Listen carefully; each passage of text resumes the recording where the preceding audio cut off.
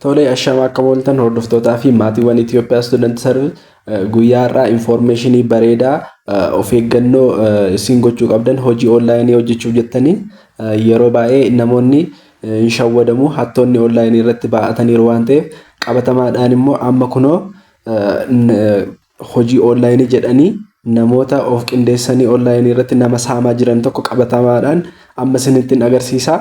Tokko tokkoon isaa viidiyoo kana irratti ni hubattu jechuudha. Akka isin of eegdan illee isin taasisuuf jechuudha.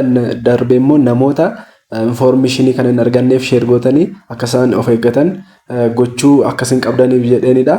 Sababiin isaa wanti kun ammareef kan jammaredha. Namoonni baay'een irra galanii hin jiranii garuu namoonni naannoo 1,000 wayitaan ammallee hojii onlaayinii sirriidha jedhanii ittiin shawwadamuu jalqabanii jiru. Garuu ani qabatamaadhaan hojii onlaayinii kana galeen seenee ilaalee akka inni feekii ta'e hubadhee waan jiruuf tokko tokkoon isaa akkamitti akka isin jammarsiisanii fi achirratti maal hojjedhaa akka isin jedhan tokko tokkoon isin agarsiisa. Viidicha waliin ilaalla. Telegiraamii irratti jechuudha. Amma kunoo telegiraamii marran jira. Telegiraamichi kunoo banee jira. Jalqabarra namni ani beekni tokko telegiraamii irratti hello naan jedhe kunoo akkuma argitan silkichi silkii biyya Itoophiyaa keessaa miti silkii biyya Kaameroonidha. Achiin anis haayin jeeni kazan kunoo akkuma argaa jirtan asirratti hojii onlaayinii kaffaltii fi humna tokko illee hin gaafanne guyyaatti 6,000 hanga 10,000 birrii 6,000 hanga 12,000tti kan hojjechuu dandeessu siif hin kenna jennaan. Tole naaf kennin jedhee kunoo haala kanaatiin innis akkamitti akka hojjetamu kunoo asirratti naaf kakkaa'e AliExpress irratti hojicha hojjettanaan jedhee screenshot isaa kunoo naa ergee kazaan akkuma argaa jirtan kunoo asirratti ergan ilaalee booda umurii koo akkasumas immoo hojii koo nagaafatee baankiillee informationii baankii koollee nagaafatanii anis kunoo guuteefiin ergee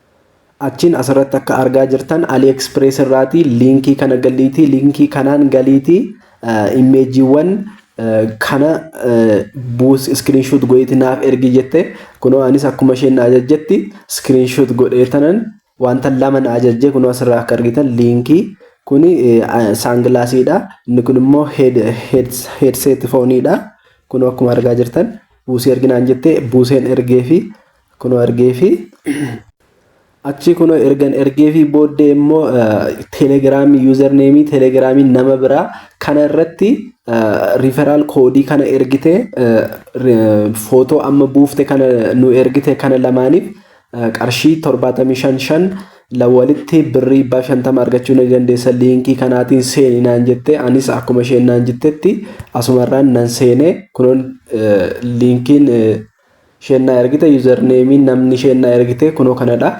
Lakkoofsi inni kun garuu Itoophiyaa keessadha. Kunoo ishee faanas haasa'een jira. Yeroon achitti galee kunoo akkuma argitan piroofaayiliin ishee asirra jira. Kunoo ishee kanadha jechuudha. Evangeline James jedhamti. Isheen Itoophiyaa keessa jiraatti. Achiin anis gara isheetti deeme. Kunoo ishee kana jechuudha. Kunoo asiitii kaasee aqeen isheetiin heloon jeeni isheenis weelkaam naan jette referral koodii koo nagaafatte kunoo nan ergee fi isheefis isa dura referral koodii asittiin argadhe jechuudha. Kunoo iddoo kam jira kunoo referral koodii asitti isheen intalli isheen Kaameroonii isheen isa naaf laatte jechuudha. Kunoo isa kana fuudheen achitti immoo ishee kanaaf ergee gaafan erguu fi kunoo isheenis full name age akkasumas genderii hojii koo moobaayiliin phone number koo nagaafatte anis hunda isaa guuteefiin kunoo nan ergeefi booda isheen amma waan ati gochuu qabdu telegram groupii kana seentee join gochuu qabda naan jette ergi join gootee booddee immoo screenshotii telegram groupicha naaf ergiteette anis seeneen kunoo telegram groupicha gaafan kilik godhee seenu telegram groupichi kunoo AliExpress jedha. AliExpress 001 jedha. Kunoo isa kanadha. Kun har'a kaleessa kun namni tokko irra hin jiru ture. Har'a garuu namoonni baay'een kunoo namoota naannaa 1,196 ga'aniiru amma namni kana miseensa ta'anii jiran miseensa ta'anii fayyadamuu jalqaban jechaadha.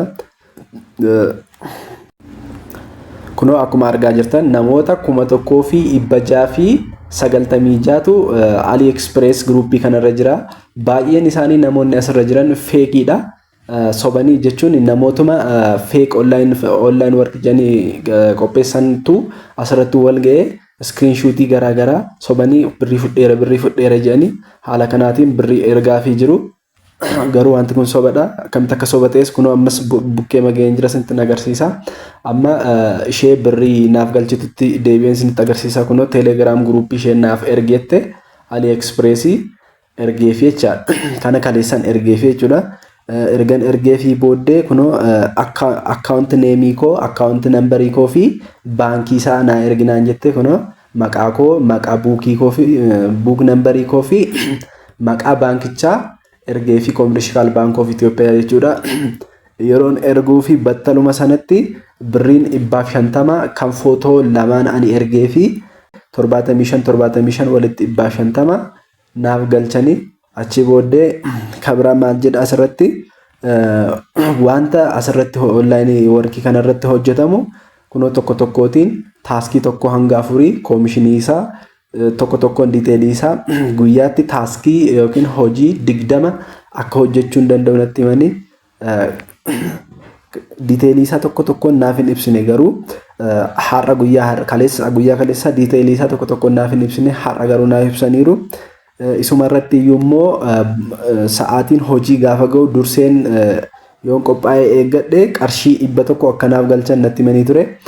Natti himtee turte anis nan si eega jeetanan good night jeeni kunoo asitti kun guyyaa kaleessaadha waan ta'eef har'a immoo kunoo ganamaan good morning naan jettee footoo screenshotii naa ergeettee ani AliExpress kunoo ergeefi har'a gaafan ilaalu kunoo namootni baay'een groupicha jiru isas screenshot ga'een ergeefi zan account name koo, account number koo akkasumas baankii toopichaa har'as na gaafatte nan ergeefi battaluma sanatti ammas birrii 100 naaf galchanii yeroo sana dafee teekstiin naa galuu dinnaan birriin naaf hin galle jeen gaafadhe kunoo haala kanaatiin screenshot gootee PDF isaa naaf ergite. Erginaaf ergitee booddee egaa amma hojiin jalqabuufidha. Sa'aatii 4 irratti jalqabanaan jettee turte. Sa'aatiin isaa gaafa ga'u amma groupii keenya irratti Telegram groupii keenya irratti linkiin hojii keessanii isiniif gadhiifameera naan jettee kunoo haala kana fakkaata naan jettee footoo isaa naa ergite. Anis yeroo suma gara groupichaa dhaqee isinitti agarsiisa. Kunoo iddoo kamiitti jammarsiisanii linkii isaa naaf ergite jechaadha.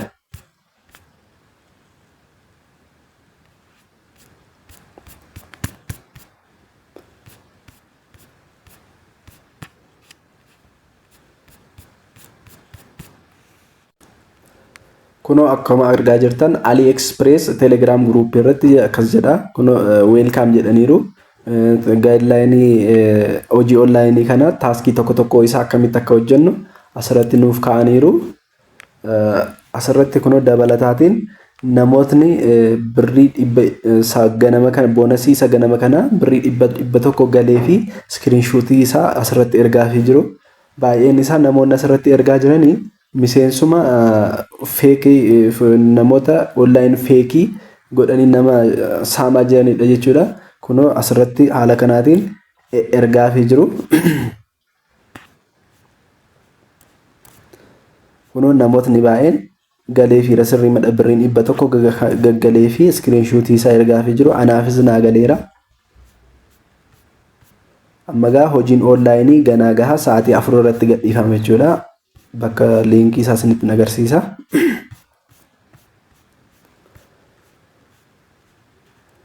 Kunoo fakkeenyaaf kun taaskii isa jalqabaadha. Kunoo akkuma argaa jirtan taask 1 birrii 50 argattu jechuudha. Yoo kana galtanii daqiiqaa 5 gidduutti birrii 50 argattu. Linkicha immoo kilik godheen isinitti agarsiisa. Akkuma argaa jirtan linkicha gaafa tuqu AliExpress irraati wantoota kana naaf mul'isee jira. Product kana muluu isaa akka argaa jirtan warreen akkana jechaadha.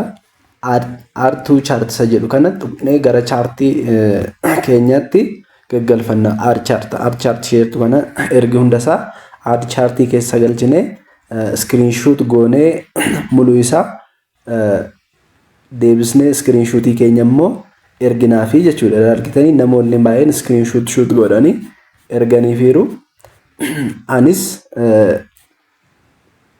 Anis kan agaleen ad chart goeen hundasaa ergee fi haala kanaatiin taaskii tokko hanga 4 keessaa sadaffaarra gaafan gahu screenshot godheen ergee fi haala kanaatiin jechuudha. Kun hundisaa taaskii isa jalqabaadha. Namootni tokkoon isaanii asirratti erganiiru. Taaskii isa lammataas isinitti agarsiisa.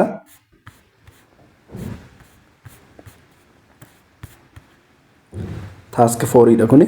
Task 4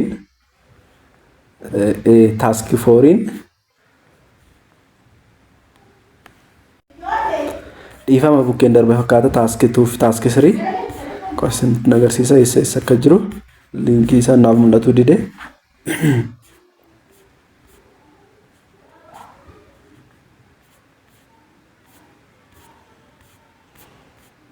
Kun task 2 dha. Task 2 innis linkicha gaafa bantan haala kanaatiin AliExpress irraati wantoota garaagaraa isinii mul'isa. Isa fuutanii R2 chart kan jedhutti add ergi gootanii booda screenshot isaas fiddanii asirratti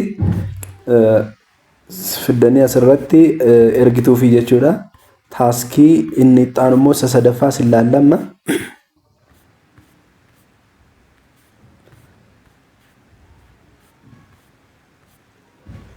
Taaskii inni sadaffaa kunoo isa kanadha. Inni immoo kaameraa jechuudha. Kaameraa kanas taaskii sadaffaa irratti fuunee achi gallee ilaallee screenshot goonee baafna. Ergi baafnee asirratti ergina. Taaskii arfaffaarra gaafa geenyu kunoo haala kanaatiin taaskii arfaffaa yoo xumurte birrii ida'ama birrii kee ni argatta. Taaskii arfaffaa yoo xumurre garuu argitan birrii 700 erginaa fi garuu immoo birrii meeqa fudhattu nuun jechaa jirti? Birrii 840. Sababiin isaa maaliif? Kun asumatti akka argaa jirtan taaskii tokko hanga 4tti xumurre irra waan ta'eef taaskii tokkoffaa irratti birrii 50 qabna.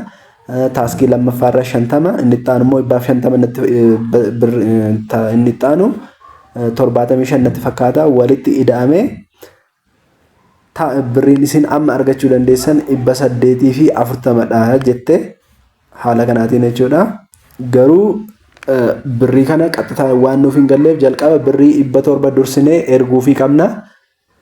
Kazaan filannoo nuuf laatu taaskii isa kam akka kaffaluu dandeenyu jechuudha. Tokko birrii 700 yookiin immoo birrii 2,200 erguufii dandeenya. 2,500 erguufii dandeenya.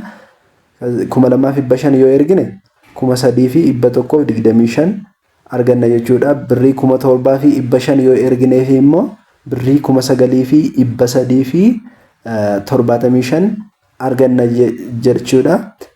Yoo 1,200 ergineef immoo 16,200 argattu nuun jechaa jiru.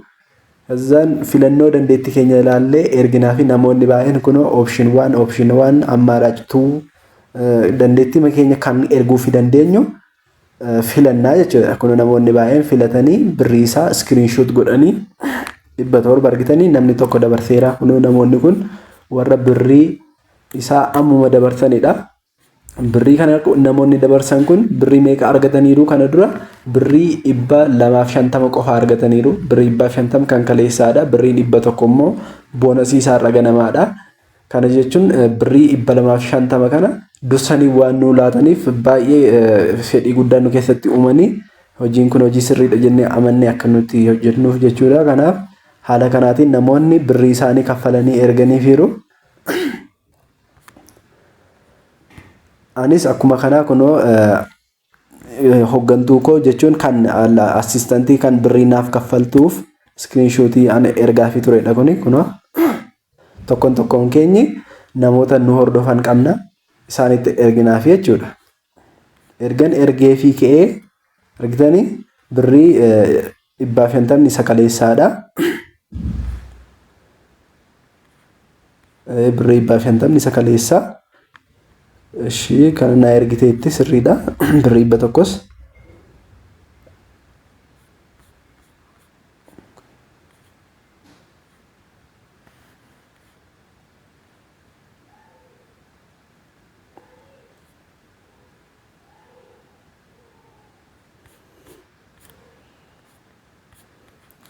kuni product yani ergii fi muluun isaa kun isa jalqabaadha.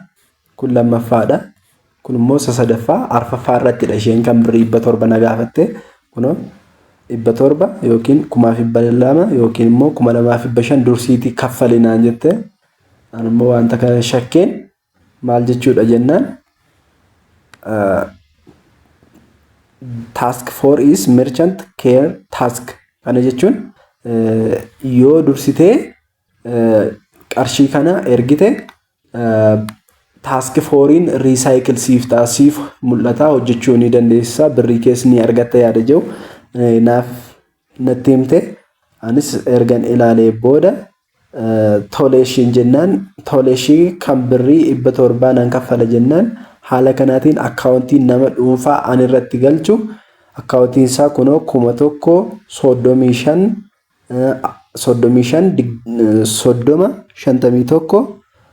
38 gammachuu jabeessaa wayyeessaa jedhama.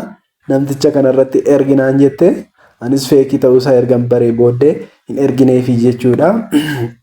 Haala kanaatiin namoonni baay'een shawwadamaa jiru. Kun akkuma yeroo darbe OMD yookiin immoo Vic Telegram hojii online jedhanii namoota baay'ee mana gurgursiisanii qodaa gurgursiisanii birrii namoota liqeeffachiisanii hojiitti galchanii birrii saamanii achumaan badan akka sanaatti jechuudha. Kanaaf ammumaa kaastanii akka irraa of eeggattan namoonni want informationii kana ton argatiin akka hin shawwadamneef immoo share gootanii akka qaqqabsiiftan isiniin jechuun barbaada. Viidiyochi kanadha. Hojii online sirrii yoo barbaadan immoo chaanaalii kana irratti waan isiniif dhiyeessuuf chaanaalii kana subscribe godhaa jechuun barbaada. Oolmaa gaarii qabaadhaa. Baay'ee isin jaalladha. Ciao.